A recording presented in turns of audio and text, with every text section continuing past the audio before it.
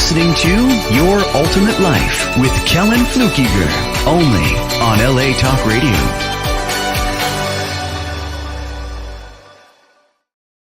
Hey there, are we excited to be here or what? Me and my Firebird behind me there. We're going to talk today about how to get clients, no matter what your business is. And I have my resident expert, Joy, who's been here with me many times before, to join me on. We're going to talk about crushing your client enrollment. Joy, welcome to the show. Thank you. I'm happy to be here after a while absence. Yeah, you know what? I was supposed to be here last week, but then I don't know, something happened with the tires and that took several hours.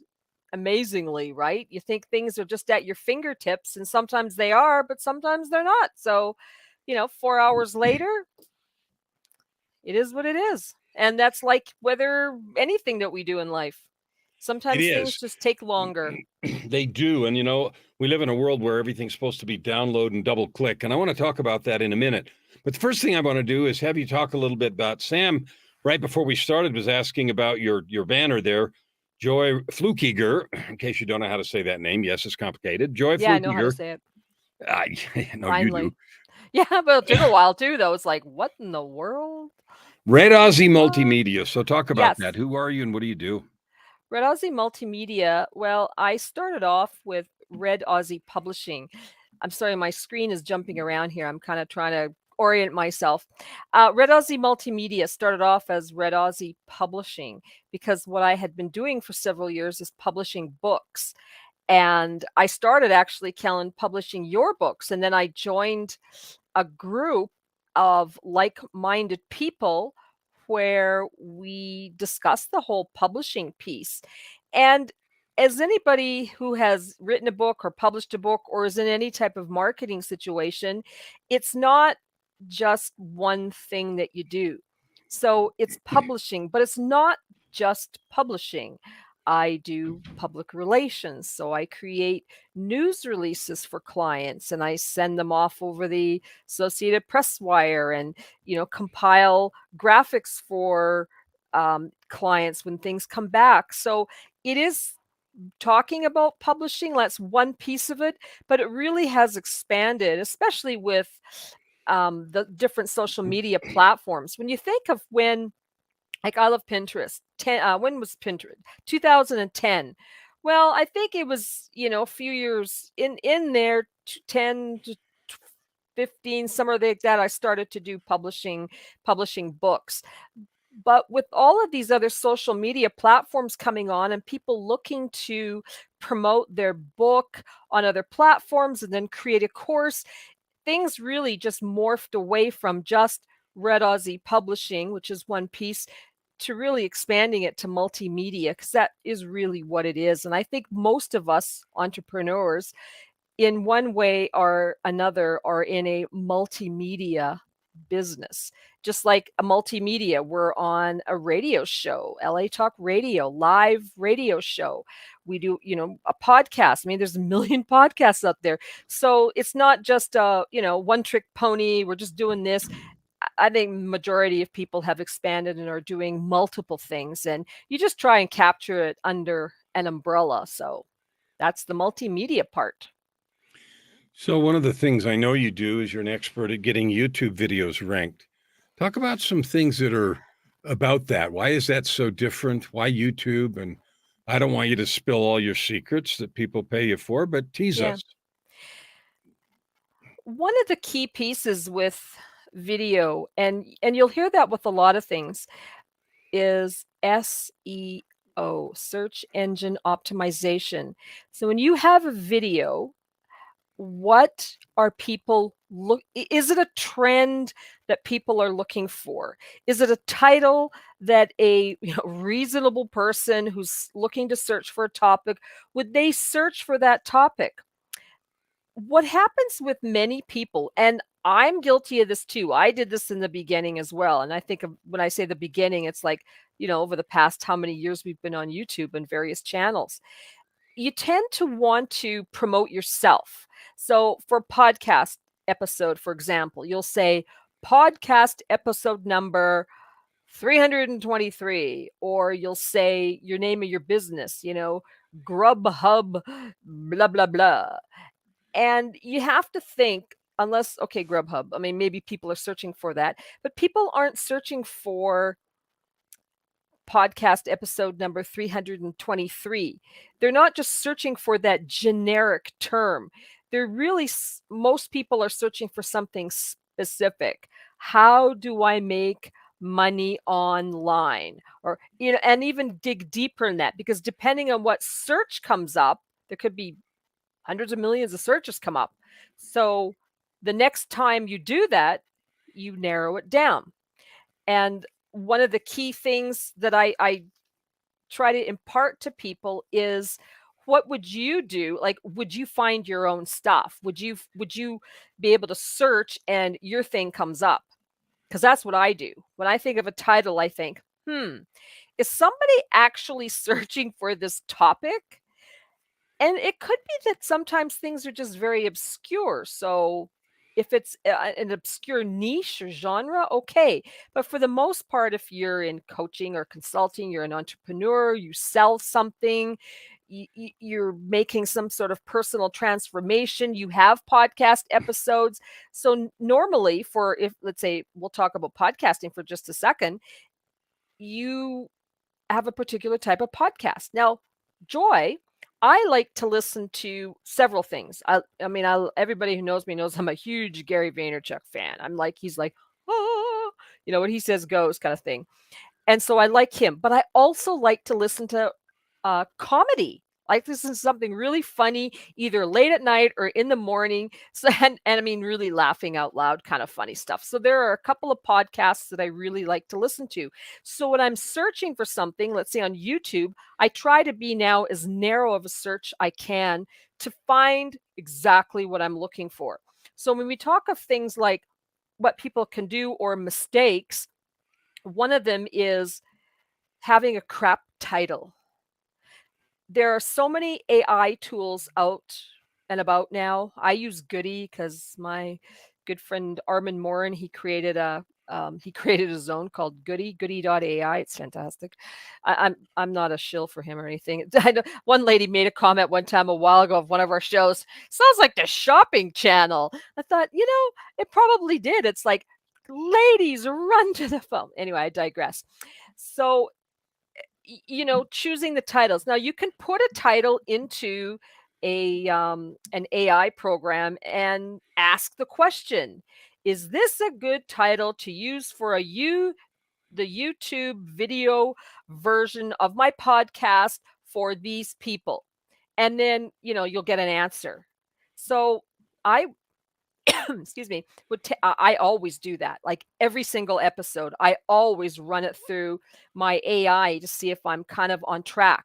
Then I go to YouTube and I see if people are actually searching for that. And you'll know, because hopefully, obviously, a bunch of videos are going to come up. And if they're really popular people, you're going to be in good mix with other people, because I know I've done that with our videos. We've competed against some really big names out there, Tony Robbins, and, well, I can't think of anybody else at the moment, but let's just use him. And we've been like 1-2. I'll take it. And it's pretty good, because when you come up high in a search ranking for a video, people don't like to endlessly scroll. So you don't want your stuff way at the bottom, because nobody, I promise you, is going to see it.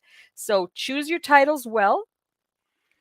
Here's another key. Now, this is something that my clients pay me for. I'm going to give it away to you. Name your video the same thing as your title. Make sure there's no mismatch there. They got to be matchy, just like in the old days when your shoes matched your handbag and you had gloves. Matchy is the key for that part. So that's one piece that really makes a difference. And also, I think another big piece, especially when we're talking about SEO, is tags. I use a program called TubeBuddy. vidIQ is also good. Either one of those is really good. I'm just more familiar with TubeBuddy because I've been using it for several years. It can help you with tagging, because the tagging is what people are looking for, that phrase of things that people are looking for. And the interesting thing with TubeBuddy is that it ranks it. it'll give it a ranking of, let's say, 61 out of 100. So if you have a key phrase that the little number beside it is 5, nobody's really searching for that. But if it's a high one like 61, 78, those are the kinds of things that people are searching for. So something to do, like I just said, with Tony Robbins or whatever. So they're searching for those terms. So it's good to be in that mix and not to be deviate or listen to somebody who says that you should go in a different direction. I wouldn't do that. And the other thing is, never put in like podcast. That's valuable real estate. Above the fold, just like on a newspaper, they put their most important material text up at the very top. Same thing in a YouTube video. Put your most important piece right there so people can look and search for it. Is that too long-winded? No, that's fine. I think it It's answers clear. it. It does answer. I need a drink now. I'm sorry. That's all right. So it's clear that you're really passionate about this stuff. And what's also clear, it's interesting, is that you're really educated, informed, and really good about it. And it's funny because, you're my wife and my business partner, and we've been married now longer than you've been doing any of this. And the reason I mention that is because this is something you have learned to do. It's something that you said, I'm going to learn. And you've dug in, you've done the research, you've taken classes upon classes and sat at the feet of whoever and whatever. Yep. And the reason that's important is because this podcast is about creating your ultimate life, a life of purpose, prosperity, and joy. And a lot of times people get this idea that you have to have some kind of lucky breaks, or you have to be born with something, or you have to have, either good luck or silver spoon or whatever it is. Yeah. But firsthand, I have watched you learn this, get good at it, build it, go from not knowing anything about it to learning something, to getting excited, to diving in deeper, to, on and on and on until now you're absolutely an expert that can sell and does sell skills and makes money and has fun. Mm-hmm. And has fun. Anybody that thinks, and after watching her talk about it, that she doesn't enjoy this is crazy. She does. She loves the analytics. I didn't start off that way, though.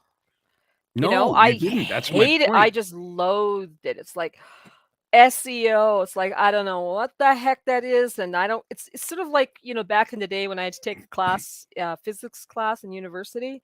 I like, oh, good grief. Why? And I hated every second of it. But, and same to do with that and Facebook ads, but that's another story.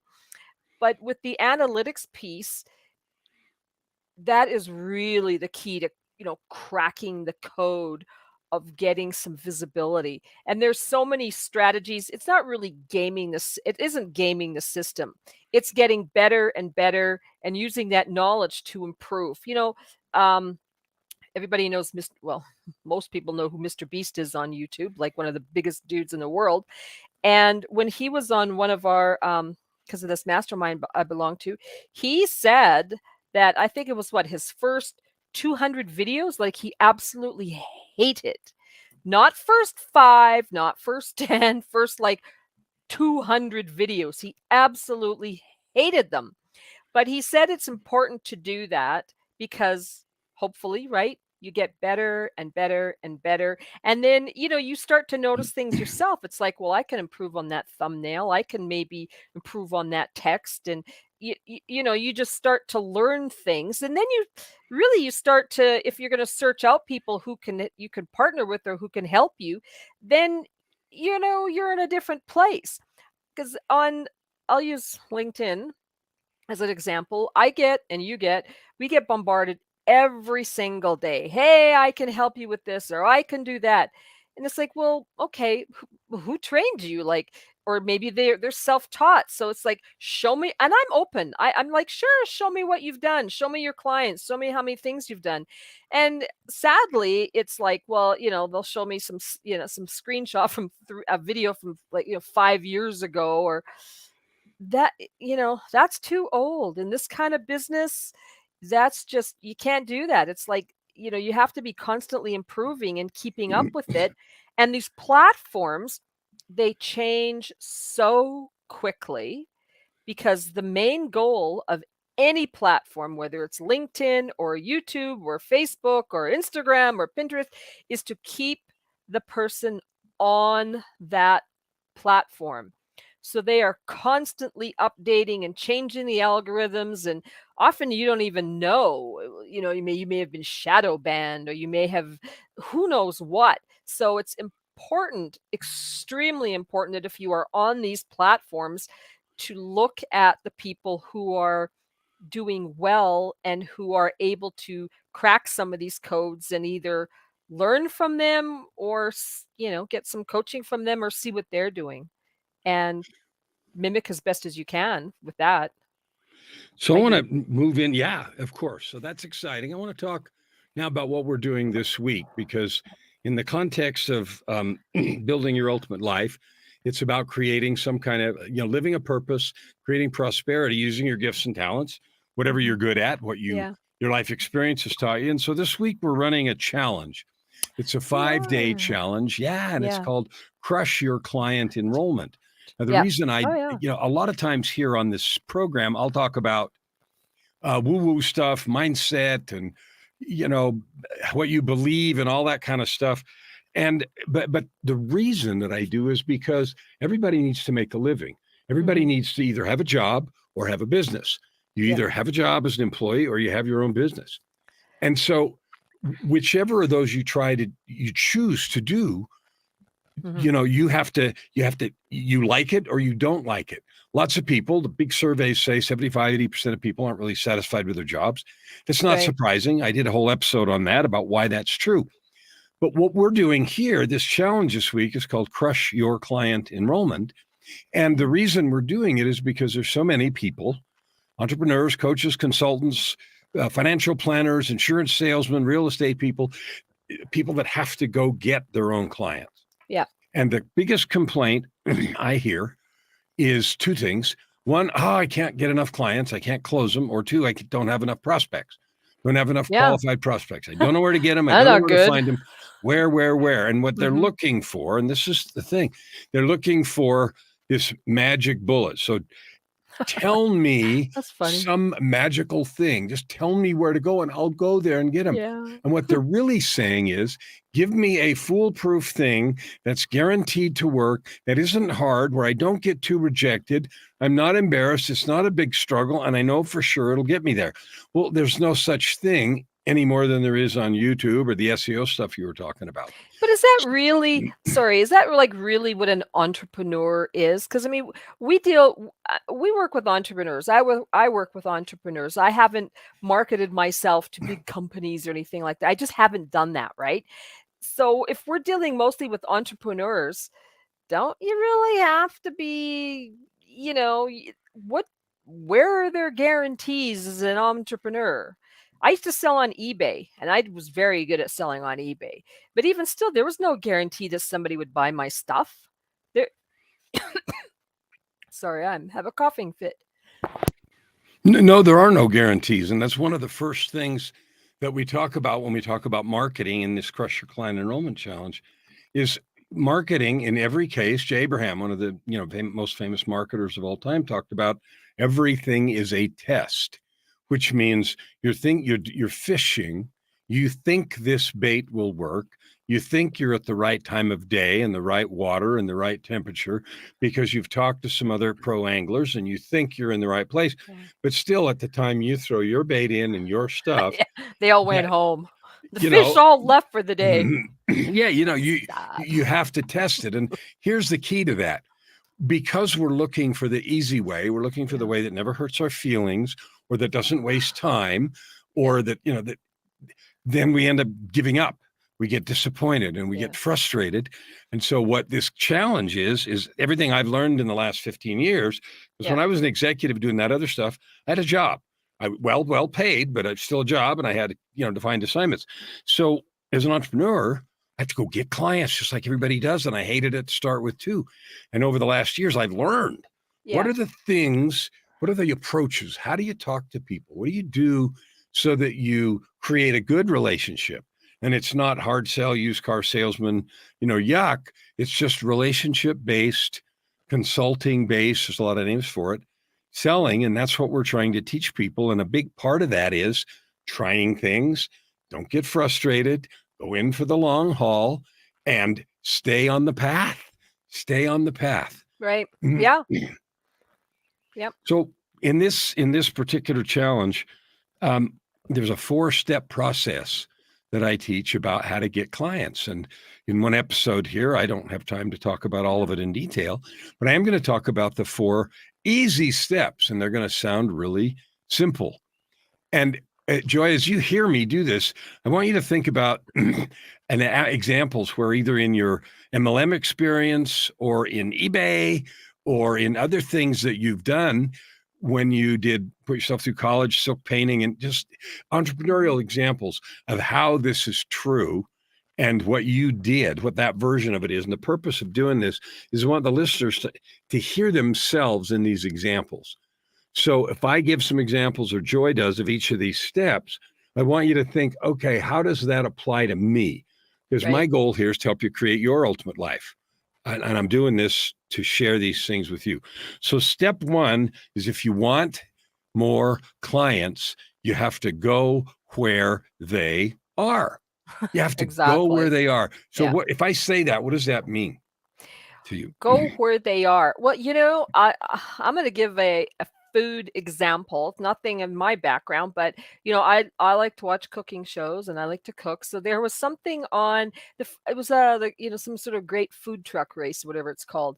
And so the food trucks had to set up in a particular location and sell their food, and whoever had the most money at the end of that particular challenge won whatever it was they won. I guess they think they got immunity or something from elimination. So if you're in let's say, I think they were in a university town. I can't remember where it was, but they were looking around trying to see, the best spots to set up where there would be the most foot traffic, because it's a food truck. You don't drive to for a food truck place. So where would be, a lunchtime crowd? Where would people like to set up? And so you looked at some teams who really strategically thought about that, and they thought, okay, so they did some sort of Google research, internet research, and said, okay, well, this is a big square. There's a lot of office buildings around here, and a lot of people, a lot of little restaurants. So we'll set up here. And another team that they did something completely different. They went to some park or something, and they lost. So go where they are. Yeah, maybe a few people will go to XYZ Park. And it's not like it was in New York City or something. It was some little small town somewhere. But the foot traffic was such that the lunch crowd coming from the office buildings saw a food truck and thought, hey, this is cool, right on. And these other poor guys, beautiful day in a beautiful park, but they just didn't get that foot traffic. So part of that strategy, go where they are, is you got to think about it. This isn't download and double click. We have brains, and so let's use them. Let's do a little bit of research. And so, you know what? Those guys in the park, I don't remember if the team got eliminated, however, but if it's not a fatal error, then you're going to have to rejig. We've all been through that. Every entrepreneur has tons of stories of this kind of stuff. That didn't work. I'm going to go where they are. Where would that be? And sometimes it's not obvious. Just like I like garage sales. I've been to I can't remember how, lots and lots and lots of garage sales, held lots of them myself. And people assume that if you are in a higher income market neighborhood, that there's going to be better stuff. That is not true, because sometimes those biggest houses don't always have the best stuff. They have hand-me-downs and crap furniture and tchotchkes that should have went to the Goodwill years ago. So you can't just rely on that. So what I've learned over the years is, actually, if you go into some more established neighborhoods where usually people have lived in the same house for 50 years, you're probably going to find some gems in those houses. And that's where go where they are. I've had the best luck. I mean, my gosh, if I would go with my dad, Chopard watches and like crazy stuff at garage sales that you just, blow your mind, right? And it wasn't in the fanciest neighborhoods. It was in the well-established that you just wouldn't necessarily think, but trial and error has told me that that's to do with that particular thing of go where you are. So there's an example that I have, a completely Yeah. different industry. When I opened my recording studio in Phoenix, I was trying to figure out how to get clients. Right. And that was pre-internet. So, I had options. Well, do I put up a billboard? Do I advertise in the yellow pages, which are, for those of you that don't know, a big fat book you used to get with, I ad used to hate businesses and getting stuff in those. it. It's like, what do you do Right. with them, right? Anyway, well, the transition years were fun, on Yeah. the online and Doorstop. yellow pages, right? Doorstops. So anyway, I had to experiment. This is practice. So what I found, it wasn't the newspaper want ads. It wasn't the yellow pages. It wasn't radio spots. I tried all those things. You know what it was? It was the weekly newspaper that was free called the New Times that appeared free every Friday at Circle K and 7-Eleven and gas stations in one of those newspaper stands. Because that happened to be the one that artists and musicians and others read. And so when I start advertising in the New Times, Guess what? then that's it. No more yellow pages, no more anything. So go where they are. Do they still have that? I had to play. I don't know. I haven't been to a city where they have it. Phoenix is where I was at the time. Well, but I mean, we've been to Circle K's and all that because, every time we're there, I just haven't noticed because, I'm not looking. So I wonder if it's still around. Could be. Could I'm be. gonna But make anyway, a note to look next time. Yeah. So that was my hit. I had to play. I had to try this, that, and the other. And then the studio was booked because musicians happen to use that thing. So if you're selling online, it's exactly the same thing. Yeah. People who have different wants and wishes and needs and associations, they go in different groups, they use different social media, but you've got to figure out where they are. And that's only part one. Part two is you have to go there. You have to show up there. If you found a good social group or you found a good networking group, you have to show up. You have to show up with bells on. You have to show up with good energy. So go where they are doesn't mean drag your sorry butt there, frustrated and negative and closed down. You have to go there all in and open. So that's step one, is go where they are. Go ahead. Can I just make a point though, Kellen, too? But you say about, go there and like actually go there. But it also, you go to a networking event, you invest several hours and you sort of hope to come away, I think most people, with something. But then you can't come across as, hi, I'm Joy, buy my crap. That's just a turnoff for people. So coming across as too needy and grabby, gimme is a huge turnoff for just about everybody.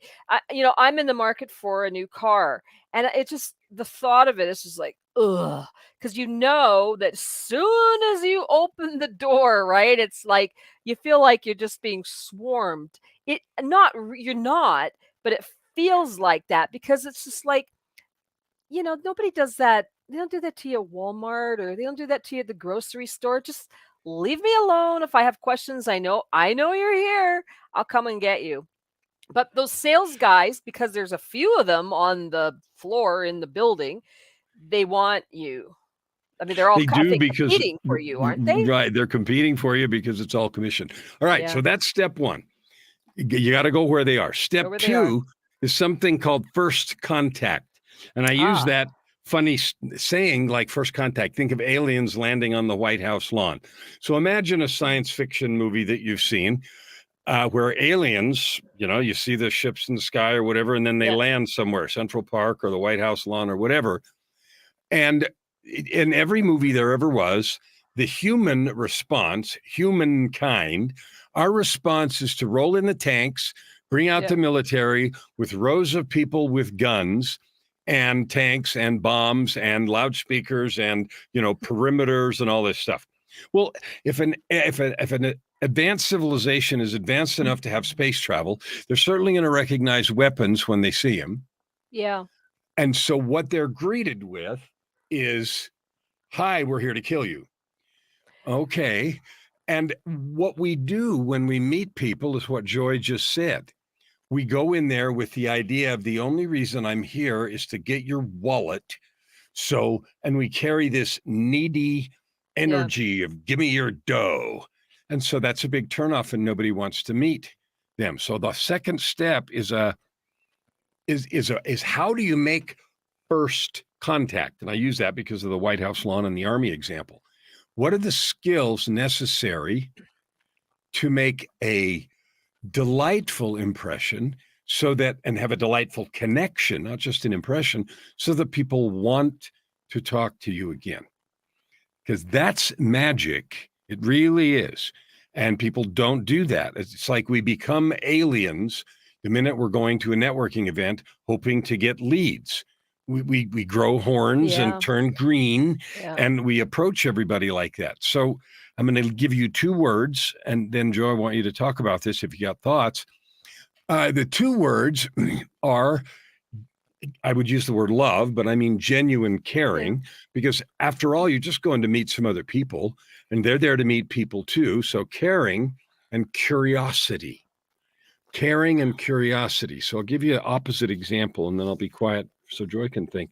I went to a networking event once and I met some people, whatever, and I was having, it was over. And I was having a conversation with a dude afterwards, and I don't remember what business he was in, and he probably doesn't remember me. But what we both remember about the situation is we're engaged in conversation, and there's this 20-something kid that pushes in between us and sticks a business card in each one of our faces and said, "Hi, I'm Joe Dorkstick." I don't remember.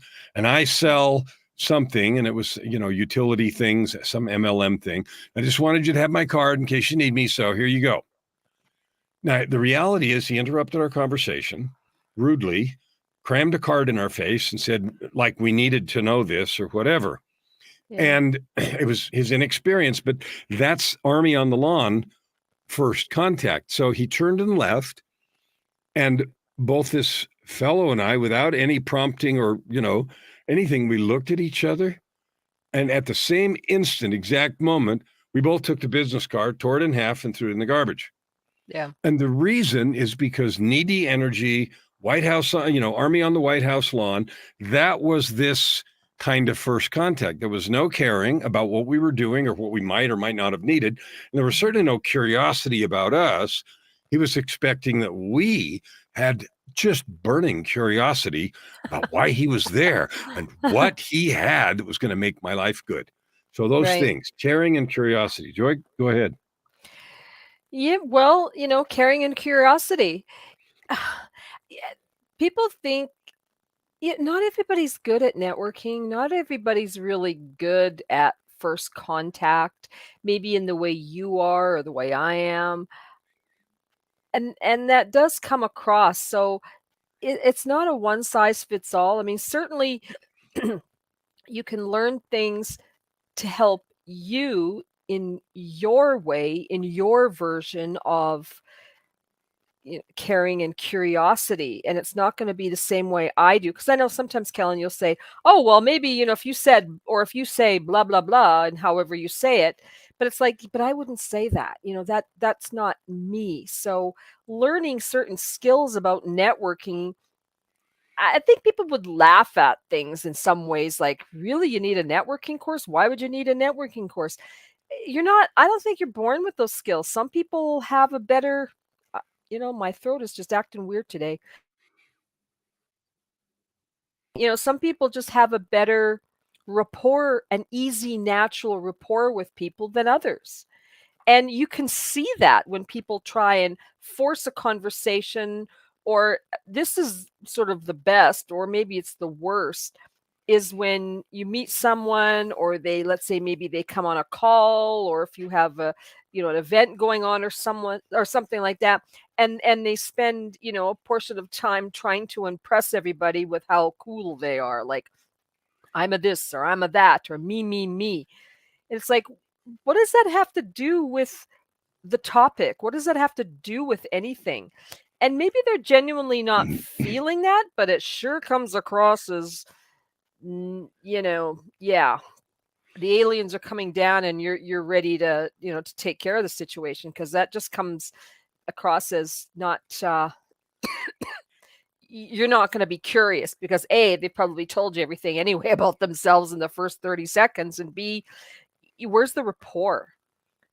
Thank you for saying that. I want to give you a chance to take a drink, but I want to give you 2 things. One is I sucked at networking. I was afraid of it. I didn't like going. I avoided it at all costs. I felt awkward. I never knew what to say. I was stupid. I felt stupid. And so the reason I'm telling you that is I want you to know this stuff is actually learnable. Now, in all the years I've known Joy, and we've been married going on 17 years, she is the best conversation maker that I've ever had the opportunity to meet. So we go to an airport, we'll go anywhere, and she is able and very good at talking to anybody, anywhere, in any situation about anything.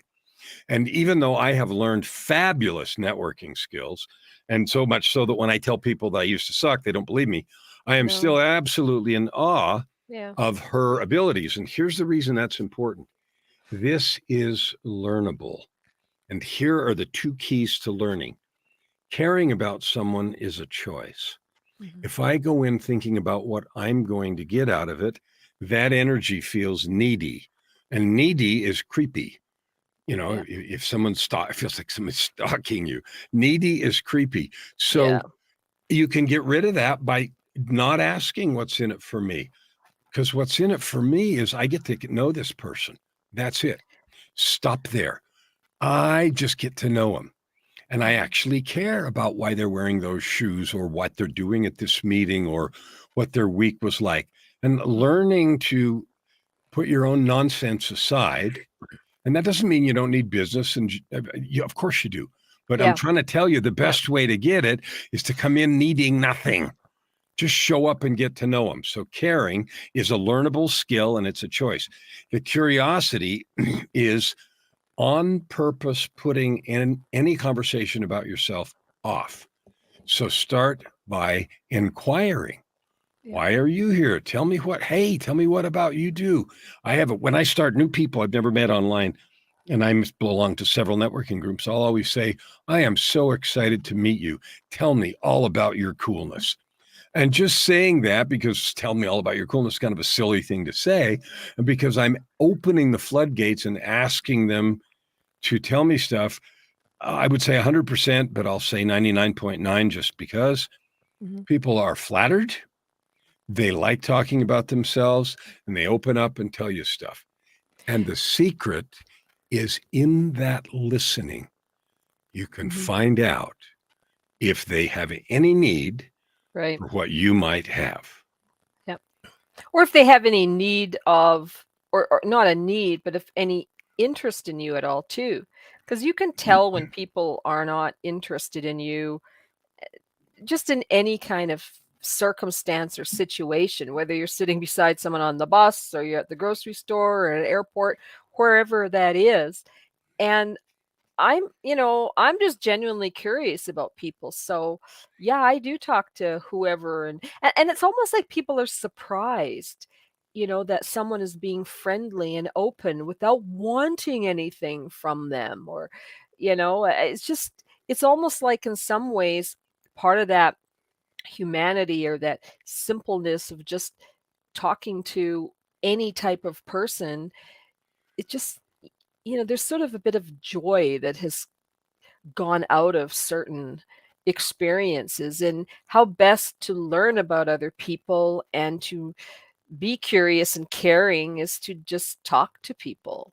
I mean, if they do tell you off, okay, well, that that person's not interested, but that shouldn't really dissuade or scare us off from being open with other people. What it means, what's It's important to remember, circumstantial too. it is what it means is that's about them. So if Yeah. someone's busy or occupied or frustrated or just got out of an argument or got a Yeah. piece of bad news, you don't know any of that. So them having a negative reaction to you actually doesn't say anything about you. And Right. we tend to We think, tend to what have think, I got? yeah. Spinach in my teeth? Am I Hmm. stupid or whatever? And Yeah. 99.9, 100% of the time, it's actually got nothing to do with you. Yeah. It's got to do with where they are and what's going on in their life. And yet we turn that into drama about us. Right. Yeah, we do, And it's actually nothing. It's not Yeah. even about you. Yeah. It's about they're having a bad day. Hmm. But you can really tell, and like I say, I go on a lot of calls, you go on a lot of calls, and you can just tell those who are just there because fill in the blank. They want something from you. They want your money. They want your this. They want their that. You can tell that they're not genuinely interested in you, and you sense that, and it just doesn't feel good.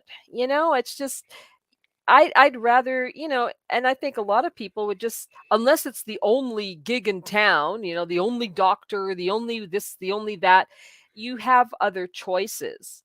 And so, we tend to attract people who are like ourselves in some ways. And, hopefully, I'm not the same person as I was 10 years ago, and neither are you. And, so we hope that we're evolving as humans over time. And, um, so and also depending on the type of business we're in, I like to think that I like to hang out with people who are like me and who have the same kind of interest. I belong to a podcast group, and you get to know people, and you're excited for their success, and you're excited to have them as a guest on your show, and you be on their show because you give a crap about them. So just absolutely.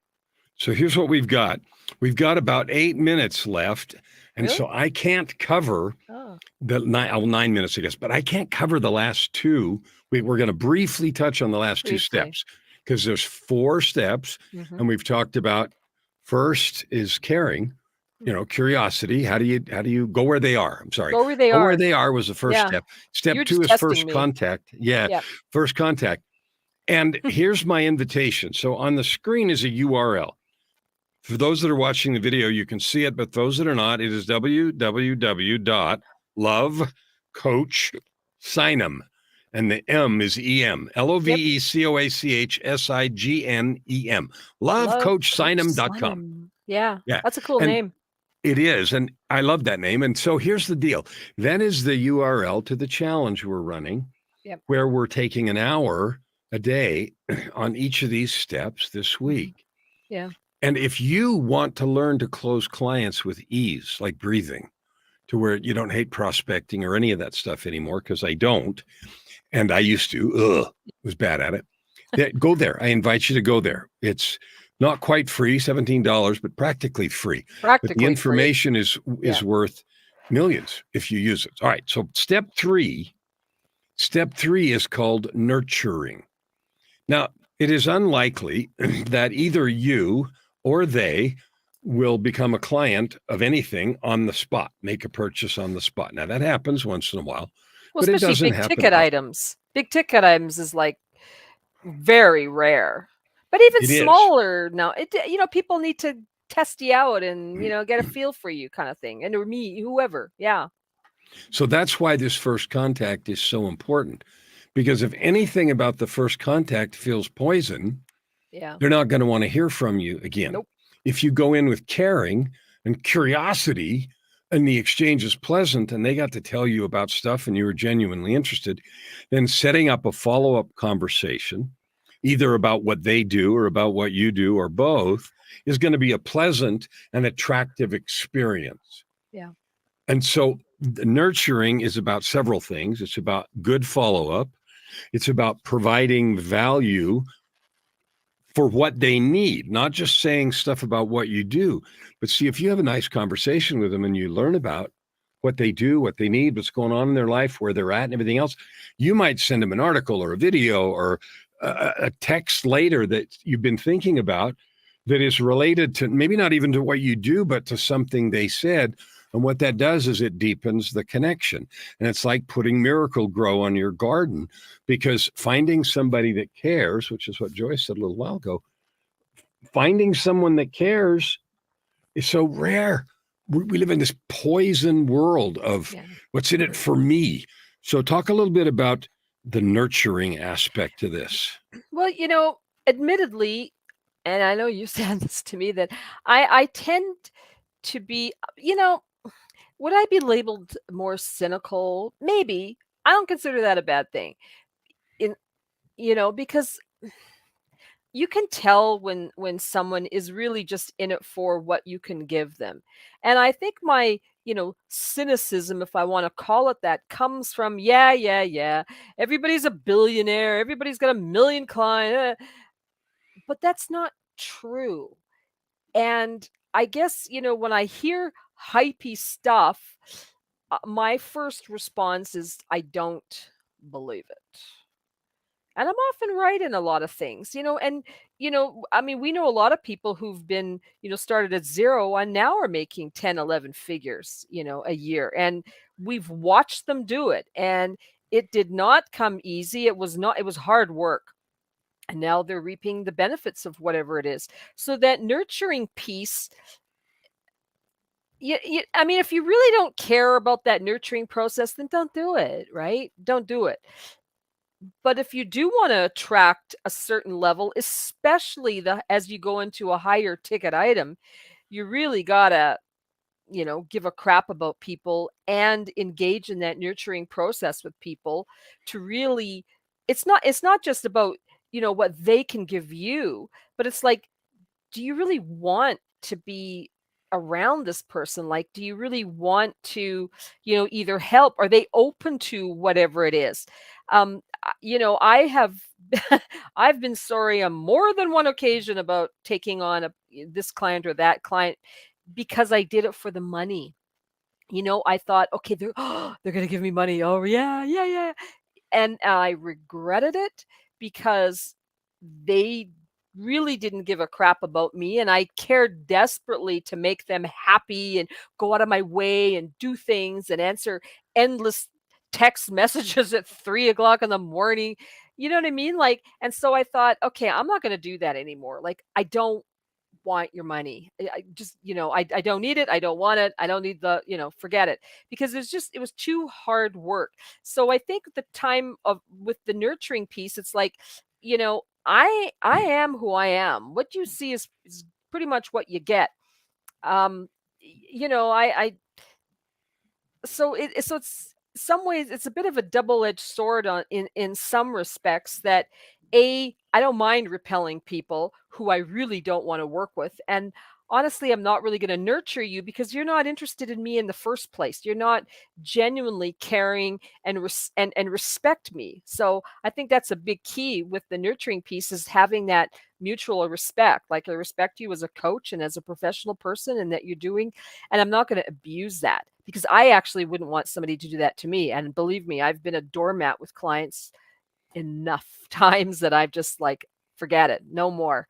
And so you do get a little bit jaded after a while when, these things have happened, but you still need to nurture and put yourself out there and be curious and do all those steps, to get you to the place where you want to be. I think you only have a couple minutes for step 4. I do, so I'm not going to even try it. I'll mention what it is. What Step is it? 4 is the key. Step 4 is after you go where they are, Yes. after you make first contact, after you nurture. Step 4 is close the deal, which is where you actually get the cash. Now, conveniently, we've run out of Yeah. time. But That's here's funny, the Kellen. secret. Next Here's the week. secret. People feel like the close the deal is the hard part. Like, I don't know how to turn the conversation to money. I don't know how to propose. I don't know how to. And you want to know something? Closing the deal is the easiest part if you've done the others. If the other's good, the relationship is good, there's mutual respect, and they've seen lots of value, closing the deal is like breathing. But I don't have time to tell you the steps or the secrets. And there are secrets, and they That's don't funny. involve handling objections, being pushy, doing a takeaway close or this kind of close. They don't involve any of that crap. They I involve think building that's on the next other week. steps. Is that good? It- Is that what you're going to talk about next week, is closing the Well, sale?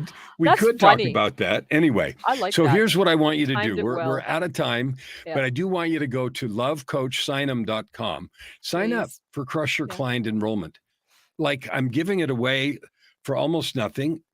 And the reason I am is because I care. I care about entrepreneurs. My commitment this year is to help 250 million people reach their goals, create a life of purpose, prosperity, and joy. And here's the thing. I don't need anything. I live that life of purpose, prosperity, and joy. I have fun every day.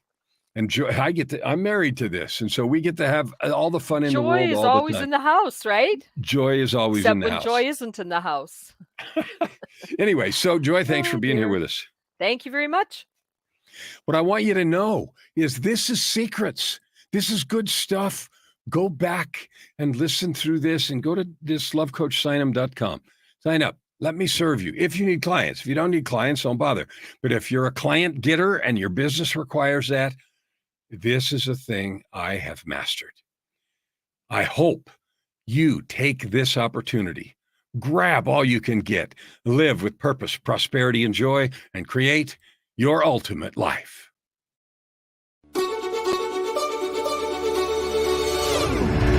You're listening to Your Ultimate Life with Kellen Flukiger, only on LA Talk Radio.